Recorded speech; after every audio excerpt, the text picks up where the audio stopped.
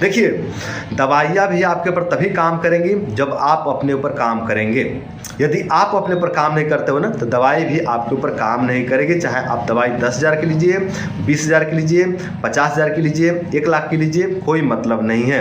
यदि आप अपने ऊपर काम नहीं करते हो तो दवाई भी आपके ऊपर काम नहीं करेगी। ये ठीक ठीक आप समझ लीजिए।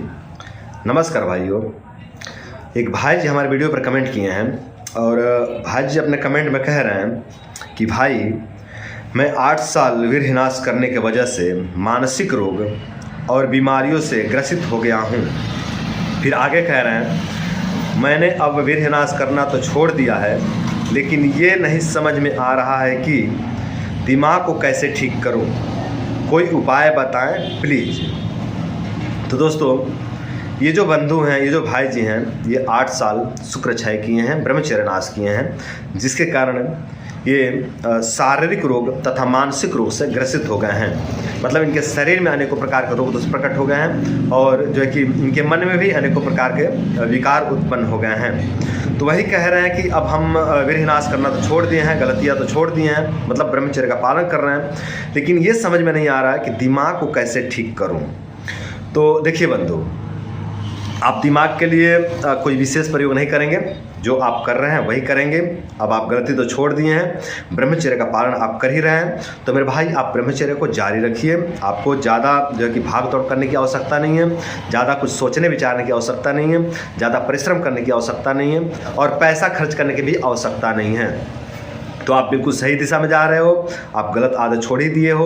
तो अब आप इसी को जो है कि जो ब्रह्मचर्य के रास्ते पर आप चल रहे हो, इसी रास्ते पर आप चलते रहो और देखो कि और आपसे कहाँ गलतियाँ हो रही है, आपके भोजन में क्या गलती है उसको आप सही कीजिए। सात्विक भोजन लीजिए, मांसाहार का सेवन न कीजिए, शुद्ध भोजन लीजिए, शाकाहार भोजन लीजिए और गंदा भोजन से आप बचिए, है ना। जैसे कि चाउमीन, पिज्ज़ा, बर्गर, इस तरह के जो कि भोजन से आप बचिए, उस तरह का भोजन का आप त्याग कर दीजिए और अपने चिंतन को भी आप सही रखें। अपने ब्रह्मचर्य, अपना भोजन और अपना चिंतन, इन तीनों चीज़ों को सही रखिए। ये तीनों चीज़ बहुत महत्वपूर्ण है। तो आप जो है कि अपने भोजन को भी ठीक रखिए। ब्रह्मचर्य तो आपका ठीक हो ही गया है, अब आप अपना भोजन भी ठीक कर लीजिए और अपना चिंतन भी सही कर लीजिए। मतलब किसी के बारे में बुरा ना सोचें, सबका अच्छा सोचें, सबके बारे में जो है कि अच्छा ही चिंतन रखें। यदि आप किसी के बारे में अच्छा सोचते हो ना, तो उसका तो अच्छा होगा ही होगा, है ना। उसका थोड़ा देर से अच्छा होगा, लेकिन सबसे पहले आपका अच्छा होगा, है ना, आपका भला होगा। जब आप किसी के बारे में अच्छा सोचोगे तो आपके अंदर तो आपकी जो है कि जीवनी शक्ति बढ़ेगी, है ना। आपके अंदर जो है कि जीवनी शक्ति का निर्माण होने लग जाएगा किसी के बारे में अच्छा सोचने मात्र से, है ना। और जब जीवनी शक्ति का निर्माण होने लग जाएगा ना, तो आपके शरीर में, आपके मन में, आपके हृदय में जो भी विकार उत्पन्न हुए हैं, जो भी समस्याएं उत्पन्न हुए हैं, जो भी कमजोरी उत्पन्न हुए हैं, ये सभी कमजोरी, ये सभी समस्याएं, ये सभी विकार धीरे धीरे पूरी तरह से नष्ट हो जाएंगे। तो मेरे भाई आप बिल्कुल सही दिशा में जा रहे हो। ऐसे ही आप ब्रह्मचर्य का पालन करते रहिए और अपना भोजन भी सही कर लीजिए और अपना चिंतन भी सही कर लीजिए। आपके सभी समस्याएं धीरे धीरे पूरी तरह से ठीक हो जाएंगे।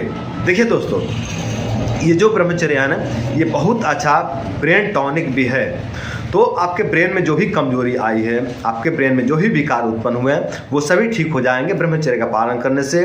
तो आप घबराइए नहीं, आप ब्रह्मचर्य का पालन कीजिए। आप सभी भाई ब्रह्मचर्य का पालन कीजिए। ये वीडियो मैं किसी एक भाई के लिए नहीं बना रहा हूँ। इस तरह के वीडियो मैं इसलिए बनाता हूँ ताकि एक ही साथ में अनेकों भाइयों को गाइड कर सकूँ। तो जो भी भाई इस तरह की समस्या से ग्रसित है, जो भी भाई बचपन में बहुत ज़्यादा गलती कर दिए हैं, बहुत ज़्यादा गलत खान पान कर लिए हैं और गलत खान पान के कारण, गलत आदत के कारण अब बहुत ज़्यादा रोगी हो चुके हैं, अपने दिमागी शक्ति को खो चुके हैं, अपने नेत्र की शक्ति को खो चुके हैं, अपने हृदय की शक्ति को खो चुके हैं, अपने फेफड़े की शक्ति को खो चुके हैं, अपने प्राइवेट पार्ट की शक्ति को खो चुके हैं, अपने जठराग्नि के बल को खो चुके हैं, बोलने में हकलाहट होती है, हृदय में जो है कि कपकपी की समस्या बनी रहती है, प्राइवेट पार्ट दुर्बल हो गया है, पाचन तंत्र खराब हो गया, पूरा शरीर जो है कि जर्जर हो गया है। जिस भाई को भी इस तरह की समस्या हो गई है, उन सभी भाइयों को मैं यही कहना चाहूँगा कि देखिए भाई लोग, आप लोग परेशान ना होइए, आप लोग ज़्यादा भटकिए मत, आप लोग ज़्यादा दवाइयों के चक्कर में भी ना पड़िए, आप लोग अपने ऊपर काम कीजिए, है ना। देखिए, दवाइयाँ भी आपके ऊपर तभी काम करेंगी जब आप अपने ऊपर काम करेंगे। यदि आप अपने ऊपर काम नहीं करते हो ना, तो दवाई भी आपके ऊपर काम नहीं करेगी। चाहे आप दवाई 10,000 की लीजिए, 20,000 की लीजिए, 50,000 की लीजिए, 1 लाख की लीजिए, कोई मतलब नहीं है। यदि आप अपने ऊपर काम नहीं करते हो तो दवाई भी आपके ऊपर काम नहीं करेगी। ये ठीक ठीक आप समझ लीजिए। और यदि आप अपने ऊपर काम करने लग जाते हो ना बंधु, तो दवाइयाँ भी आपके ऊपर काम करने लग जाएंगी। और कई बार तो ऐसा होता है ना कि दवाई की आवश्यकता ही नहीं पड़ती है, केवल अपने ऊपर काम करके ही व्यक्ति इस दलदल से, इस नर्क से बाहर निकल जाता है।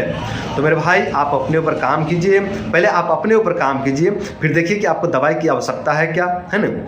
और जब दवाई की आवश्यकता हो तो दवाई लीजिए, और यदि ना आवश्यकता हो तो बस आप ब्रह्मचर्य का पालन करके, अपने रहन सहन को सही करके, अपने भोजन और चिंतन को सही करके इस नर्क से, इस दलदल से आप बाहर निकल जाइए। और इस नर्क से, इस दलदल से बाहर निकल करके अपने जीवन को सुंदर, सरल एवं सफल बनाइए। तो दोस्तों, आज के लिए बस इतना ही। नमस्कार।